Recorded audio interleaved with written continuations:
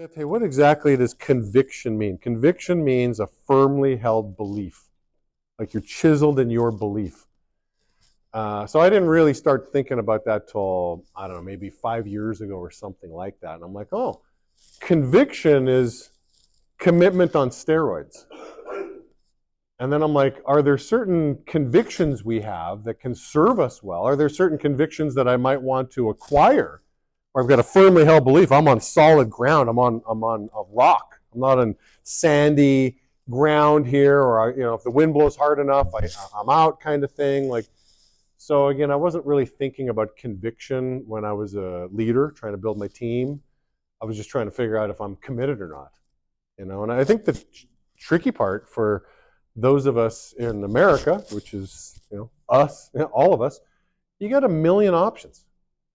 Right, like when we've taken this business to other countries, I mean, you guys don't hear these stories much, but when you go to a country like when John Black went to Zaire, and it's not called Zaire anymore, it's called the Republic of Congo, possibly? Can't remember the name of the country now, but it used to be Zaire. He's like, Jamie, it's so interesting. Like, these people don't have opportunity. They don't have options. They don't have opportunity. So a guy comes in for an interview. He's begging to work in my company. And he's asking me if he can bring his 9 brothers and cousins with him tomorrow to come to work because there's nothing for them to do. Unemployment's like 30%. He goes, these people have a deep appreciation for the business. They could roll a donut for a month. They could do no sales, and they're begging, please don't fire me. I'll figure it out. Please don't get rid of me. Whereas, again, in America, this doesn't work out. I can always do that. That doesn't work out. I'll do that.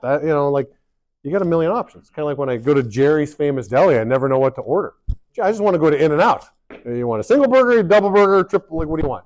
All we have is burgers. But you go to Jerry's, I don't even know what I want. The menu's too big. America's kind of like that big Jerry's menu. And a lot of us maybe don't put our feet in the ground and commit because, again, there's just so many options.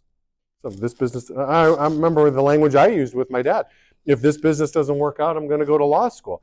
I remember my dad saying to me, this is a big kick in the butt for me that was important. It was the first time my dad, when I said that to him, the first time my dad seemed unsupportive, which he wasn't, but he says, Jamie, I don't think you're going to make it in the business. I'm like, what? I've only heard positive things from my dad up until that point. I'm like, why do you say that? If other people can make it, why can't I? And he's like, well, do you listen to what you're saying? You've already got an open door. You got a door wide open. That if this doesn't work out, you've already got plan B lined up.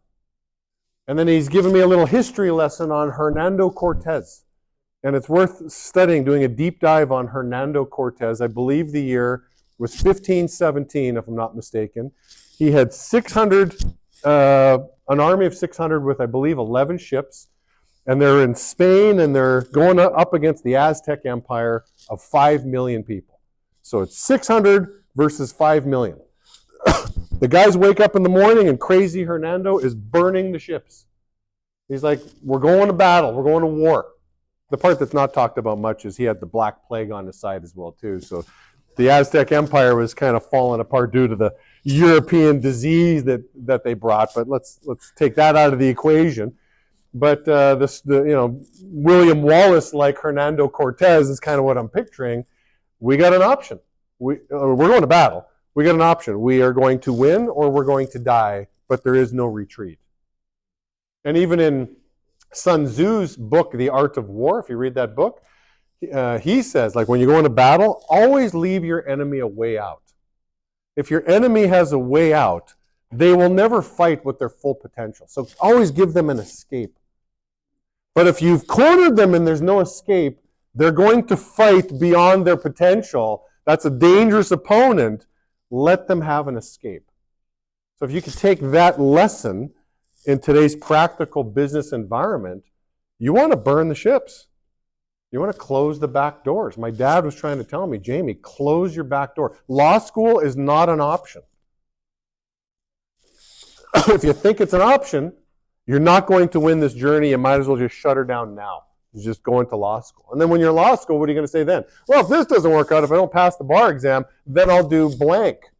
If you're always leaving yourself a way out, you're never going to win. I mean, in marriage, you got to burn the ships. Pastor's going to ask you, till death do you part? And you're supposed to say, I do. Maybe some people should say, well, it depends. Depends. If she's not attractive anymore, I might go elsewhere. Like maybe that's what people should say. Like, just be honest. But till death, I took that vow seriously. Like, oh, I'm going to stick with my wife. So if she gets ill, or let's say she does something horrible, she spends the money irresponsibly and does something really stupid, am I really going to stick by her side? I have to think that through before I say I do. I'm like, you know what? I do. So this relationship comes to an end when one of the two of us dies. I'm in. And 21 years later, I'm happily married. And I can give you a testimony that in my life, marriage gets better every year over 21 years. I don't know how that happened. My wife and I got very lucky that way, that my 21st year of marriage is better than my first. I wish that upon all of you.